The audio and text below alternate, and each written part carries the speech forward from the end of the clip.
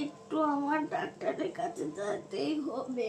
দেখি উঠি, এই অসুখেরই ব্যবস্থা করব।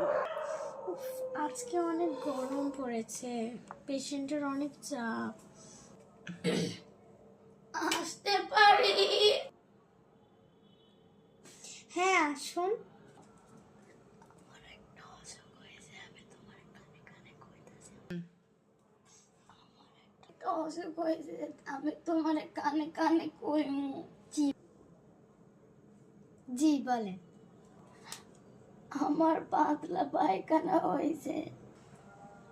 আপনি সব সময় পানি জাতীয় পাতলা খাবার খাবেন, কারণ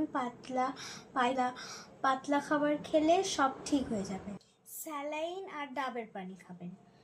আর আমি কিছু ওষুধ লিখে দিচ্ছি, এগুলো খেলে আপনি ঠিক হয়ে যাবেন।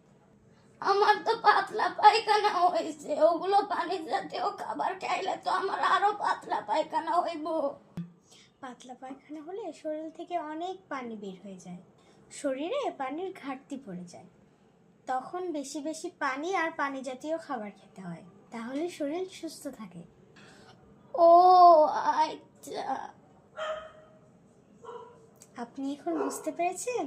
হ্যাঁ বাবা, বুঝতে পেরেছি। তুমি অনেক ভালো প্রশিক্ষণ দিতে পারো।